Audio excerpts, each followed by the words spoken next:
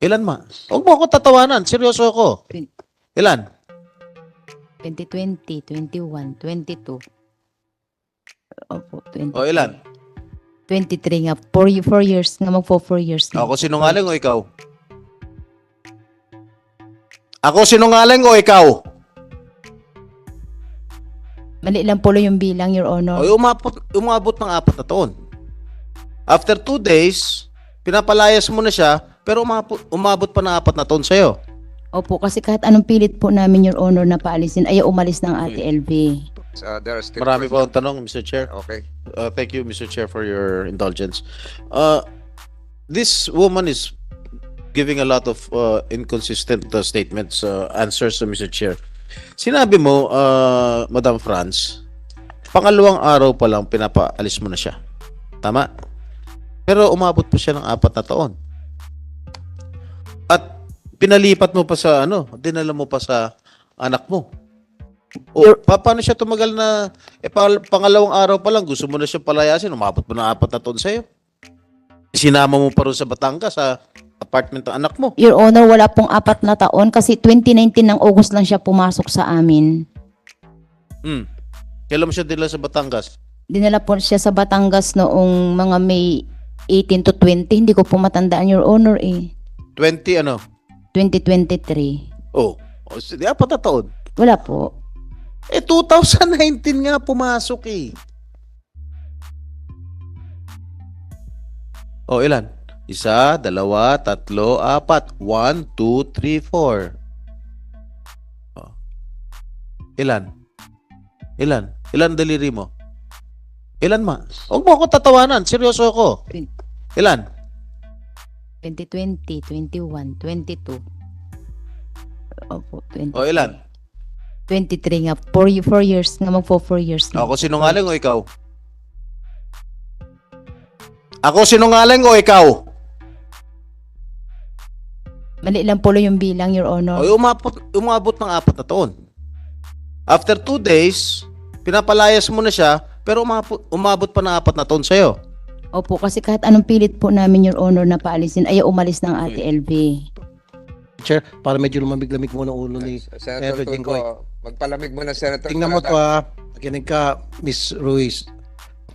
Sabi mo, may problema sa pag-iisip, naglalagay ng pako sa heater, naglalagay ng pubic hair sa mga inumin. So, hindi nga normal yung gawain nyo. Nakakatakot nga. Kung ako bilang amo, meron akong ganong kasambay, matatakot ako. Baka mamaya lalasunin ako. Diba? Tama lang? Yes or no? Yes po. Nakakatakot, diba? Kasi baka mamaya lalasunin ka. Darating time lalasunin ka, tama? Kasi baka mamaya sinumpong, laso ng susunod, imbis na pubic hair, tama? Kaya nakakatakot, tama? May kasama naman po siya sa... Basta nakakatakot yung, di ba? Yung ganong gawain. Opo. Mahal mo anak mo. Opo. Lahat gagawin mo para maprotekta mo yung anak mo, tama? Opo. Lalo pat babae, 15 years old. Opo. So, bakit transfer mo siya? Alam mo may problema sa pag-iisip, naglalagay ng mga kung ano mga dumi sa inumin. Bakit mo itatransfer siya sa anak mo na mahal mo? Nandyan po si Fe na tagapagbantay ni... Regardless. Hindi mo dapat nilalayo mo yung mga tao may problema sa pag-iisip ayon sa iyo, nilalayo mo sa anak mo. Baka madisgrasya yung anak mo. Ang ginawa mo, inilayo mo sa iyo para ilagay sa anak mo. Therefore, hindi totoo yung sinasabi mo. Kasi kung ako may problema sa pag-iisip yung isang kasambay, granting naging magkatulad tayo ng konti sa pag-iisip, hindi ko pa doktor, hindi ko pa uwi. Pero hindi ko itatransfer sa anak ko. Ilalayo ko lahat ng kapahamakan sa anak ko. Matatakot ako. Ikaw, tinasip mo pa na ayon sa may problema sa pag-iisip. So therefore, nagsisinungaling ka. May tiwala po kasi ako kay Fe dahil kasi si Fe po, nung pumasok sa akin, hindi ko man siya nakita. Regardless, Tiwala na po ako. diba, kung yung mga kasamahan nga niya, sabi mo, ayon sa bibig mo, mga kasamahan niya, nilalagyan niya kung ano-anong klase mga dumi sa pagkain, sa inumin. Hindi ba pumasok sa isip mo na pwede rin gawin sa anak mo yon? Hindi na po pumasok sa isip ko, Your Honor, kasi nandun si Fe. Dahil ang anak ko po napasok ng alas 5 ng umaga. Hindi pwede kasi lahat tayo, mahal natin mga anak natin, especially babae pa. Kaya mo hindi na naisip yun. Ibig sabihin, hindi mo naisip sapagkat ikaw ay hindi nagsabi ng totoo. Yun lang yun Marami kasi inconsistency, hindi tumutugma-tugma yung mga sinasabi mo. Tapos ngayon, pagmamalaki mo pa, na may problema sa pag-iisip, kaya ngayon hindi mo alam na hindi mo nasabi hindi mo naisip na dapat wag na siya ibigay sa anak mo. Ang daming inconsistency ito, Your Honor. Thank you po, Senator Jinggoy. Sorry. Thank you. She will be undergoing, she voluntarily agreed to undergo a polygraph examination. So, Senator Estrada, meron pa ba? Yes, Before we go into marami an po. executive session? Madam Franz. Senator Jinggoy, Senator- with Senator De La Rosa. Mr. Chairman, Take the with floor. the permission of Senator Go ahead, Jinggoy, go ahead. isa lang sana para matuloy-tuloy yung questioning ni Senator Tulfo. Kayong tatlo dyan na witness, obserbahan ba nyo na may pagkabuang-buang ito si LB? Obserbahan ba nyo na parang buang. may sira sa ulo? Wala LB? Ha? Di po. Saan si Ring?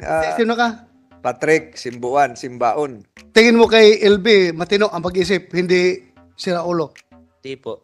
Ikaw, John Mark, Hindi rin po. ikaw, Dodong. So, natural, normal, nasa tama pag-isip si LB. Honest opinion ninyo yan, ha? O hindi kayo kinukuers dito. So, kasalungat yung obserbasyon ninyo sa obserbasyon ng amo ninyo. Okay, thank you. For the record, Mr. Chair. Thank you. Senator Thank you. Jinggoy, thank you. Estrada. Thank you, Mr. Chair, Senator Bato. Okay, Madam Franz, sinabi niyo last hearing na bumubugbog kay Aling LV ay ang kasamahan niya na pinangalanan ninyo na JM. Tama po ba? Hindi po nang bubugbog, sinuntok lang po yung kabilang mata niya sa kaliwa. Iba po yun. Nagsumbong ba sa'yo si Aling LV na sinaktan siya?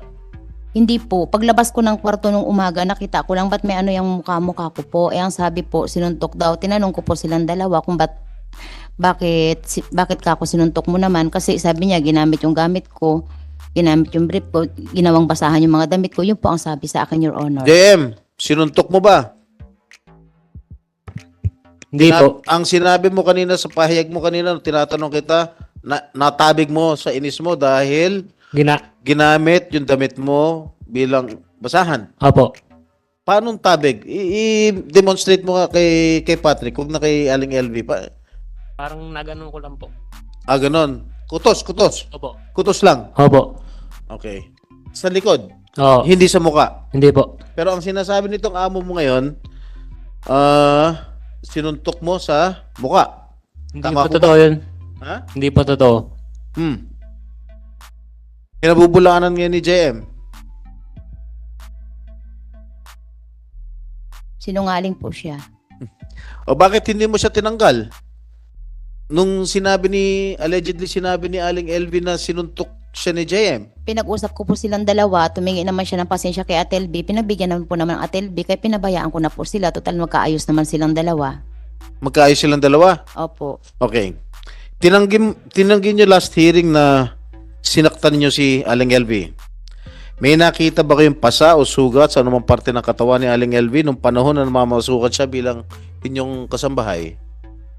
Your Honor, hindi kasi ako masyado nakakapokus sa kusina. Your Honor, doon ako sa tindahan. Basta't ang nakita ko Ayoko lang ng ganun sagot. Sagutin mo yung diretso yung tanong ko. Anak- May nakita ka bang mga pasa o sugat sa katawan nung una siyang namasukan nung August 11, 2019? wala. Hindi ko po napansin, Your Honor, kasi ang kanyang buhok medyo pahaba ng ganun na medyo payat siya. Tapos yung mga nakadamit po siya ng mahaba, nang nakatukong siya ng mahaba dito. Kaya wala pa ako na... May kung mayroon man. Pangalawang araw? Sa tagal nyo ron, wala ka bang napapansin na May mga sugat? mga sugat-sugat po siya. Dito sa mga ganito niya, tapos sa ulo, tapos sa mga hita niya, may mga kamot-kamot po siya nung pagpasok Kailan niya. nyo napansin na meron siyang sugat at may mga pasa-pasa? Hindi po Sa pa tagal niya nagtatrabaho sa inyo. Since August 11, nung pumasok siya bilang inyong kasambahay. parang mga 3 days po, may nakita na akong pakunti-kunti. 3 na days? Opo. Ano nakita mo? May mga piklat na po siya sa katawan niya, na iba. Oh, hindi mo siya tinanong?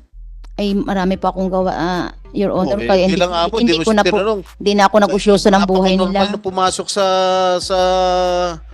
sa bahay niyo, no? sa trabaho niya nung August 11, tapos after 3 days, 11, 12, 13, 14, August 14, nakita mo na may mga pasa na siya sa katawan, may mga sugat na siya sa katawan. Your Honor, mga piklat po, hindi po pasa.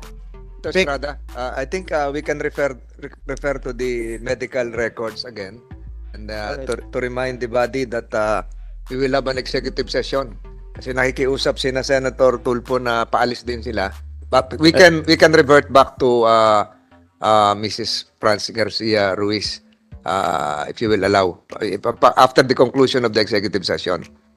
All right. No.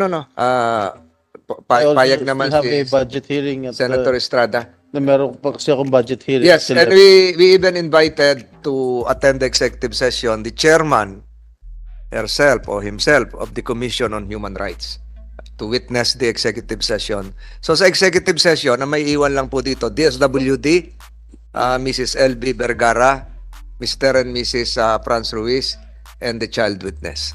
Yun lamang po. So if Senator Estrada is willing to suspend his questioning, and then we will convert this hearing into an executive session just for 10 minutes. So we can dispense with the child witness. Para Okay, tapos na po okay, yun. while waiting for the daughter of Nandito lang po sa likod eh. Nandito na lang sa likod. okay. Punta Punta muna ako doon sa kabila. So hindi ka magtatanong doon sa Magtatanong din, eh. pupunta rito Senator Estrada yung Commission on Human Rights. Yung magbabudget hearing ka sa kabila, dito rin pupunta yung chairman. So No, I will just inform them that I will Yes. reschedule their will you oblige for a temporary suspension of your line of All right. questioning? Okay. So may we request all the